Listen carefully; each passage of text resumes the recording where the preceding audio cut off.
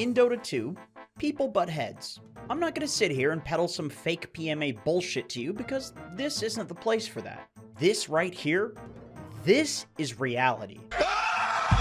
Dota is one of the most stressful games on the planet, which also makes it one of the best games on the planet. And as a result, people are absolutely going to engage in internet combat with each other. But oftentimes when 1v1s do occur, it comes from people blaming each other for something in pure ignorance. So, let's take a look at the 10 most common situations where people annoy the shit out of each other in Dota 2. Dota starts when Dota starts. It doesn't start when the when the rune spawn and lanes meet. It starts, the second the game is on. Annoying habit number 1. People going AFK. For a group of people that takes their game incredibly seriously, it is baffling how many people go AFK at the start of a game. And look, I get it. At the start of the match, the game is in a weird state. I won't deny that. Neutral creeps haven't spawned, lane creeps haven't spawned, towers are invulnerable, the timer literally counts down instead of up, and the list goes on. And this ambiguity has divided the Dota community into two distinct groups. Group 1, the tryhards. This group has a few subdivisions, including but not limited to the ward optimizers, the mid lane dewarders, and the 3 bounty rune enjoyers. Then you have Group 2, the AFK idiots. Yeah, not much footage we can show you here because these people do nothing. But I'm not going to sit here and tell you how to play your video game. In the grand scheme of things, video games are an escape. They're for fun. So, if you want to go AFK, I don't give a shit. All the power to you. However, being a tryhard guy and losing 3 bounty runes because you have some AFK guys is incredibly frustrating. Especially when the AFK guy later on criticizes your build or says some bullshit that indicates that he is taking the game very seriously. Like, motherfucker, where was that attitude when we gave away first blood in 3 bounties? And that, conveniently, brings me to the next annoying habit.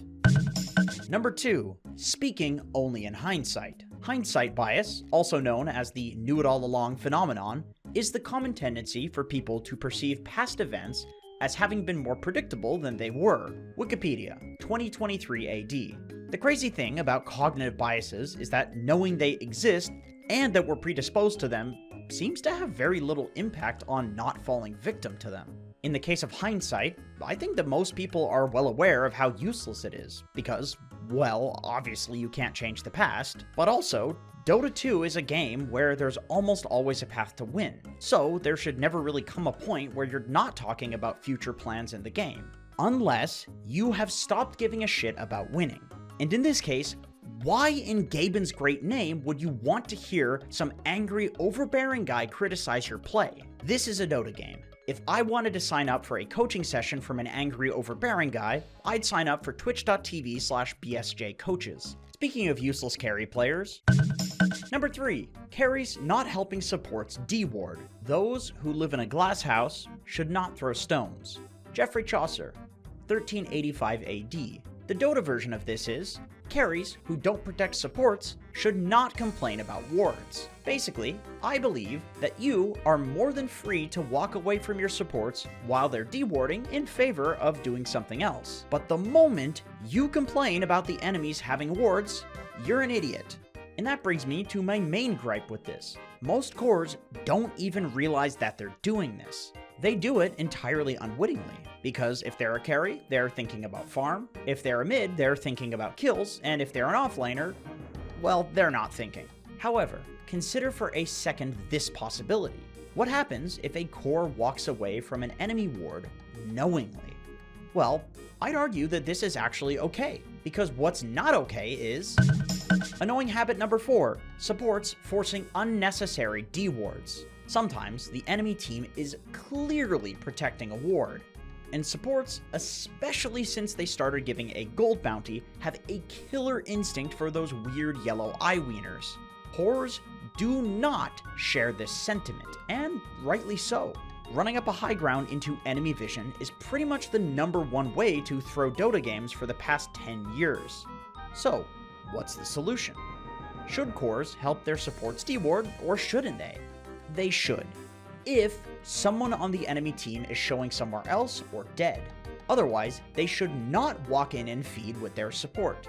A position 5 dying is frustrating, sure, but a 5 in a core dying, that's game losing. You know what? Since we're on the topic of carries and supports behaving like an old married couple, let's address the elephant in the room with this next habit. Annoying habits number 5 and 6. The carry dies when the support is pulling, and you will understand why there's a 6 there in just a moment. Oftentimes in Dota, when the lane is up here, your life becomes miserable. This is even more so true when you are this guy. Why? Because you have to stand here to hit creeps, and these idiots can smack you with total impunity because the safety of their tower is within farting distance. So, what is the response that most people have for this all too common situation? The position 5 goes here and pulls these guys into the creep wave. And because carry players are greedy spoon-fed babies, a lot of them will continue to last hit like they're not dangling their heads into the mouth of a hungry lion by doing so. Then, they die. As a support, it feels like this mistake happens every single time. But let's do a thought experiment. Let's take the other perspective for just 1 second.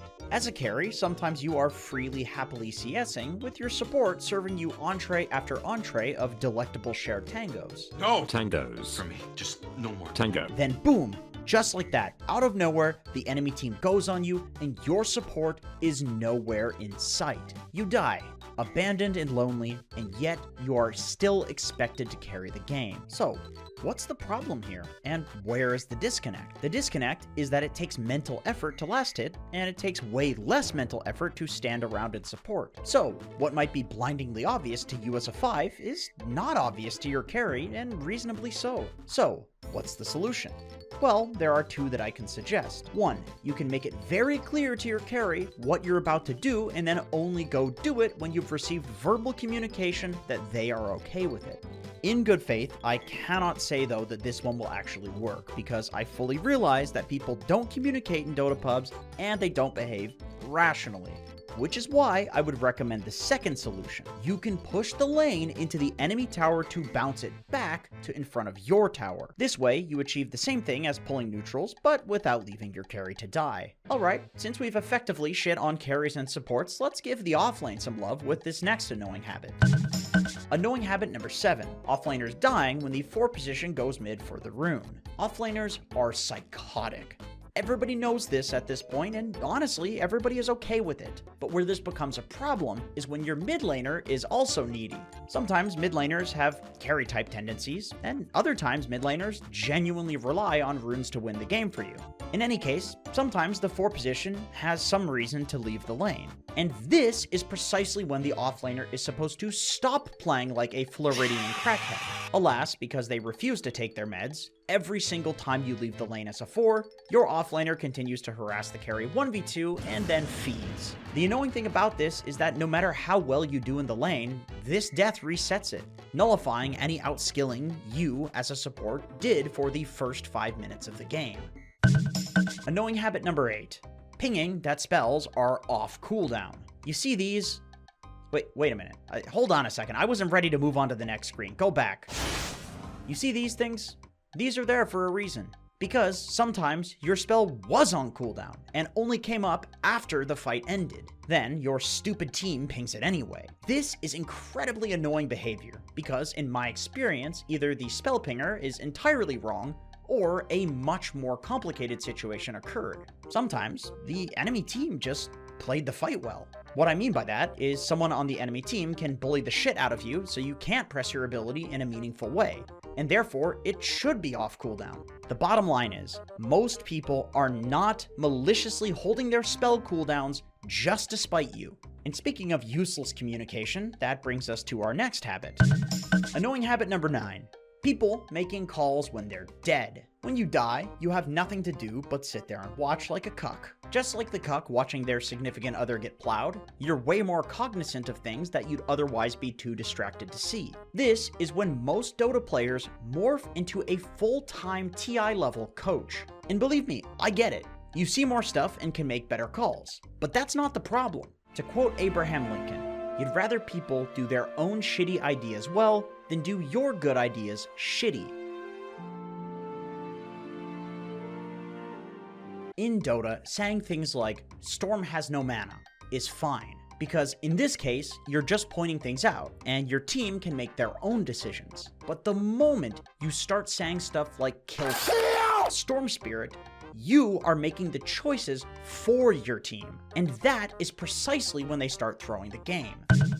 Okay, so the final annoying habit that I quickly want to talk about is kind of like 2 sub-habits. It just depends on what sort of queuing these people are doing. But I assure you, these cardinal sins are perpetrated by the same group of people. Number 1, you have the guys who roll Q for 5 position, and then they highlight anti-mage on the pick screen. Then they type, "Can you sup?" Number 2, you have the guys who do not Q roll Q, highlight nothing, and then wait for you to pick anti-mage. Then, and only then, will they click on the safe lane and start scrolling through carry heroes. PL, then PA, then anti-mage, even though you're already anti-mage, and then back to PL, and so forth. In case number 1, they do this because they're not versatile, but they need roll Q tokens. So fuck it, they hit the Q button and pray to Gaben that they don't get 5 position.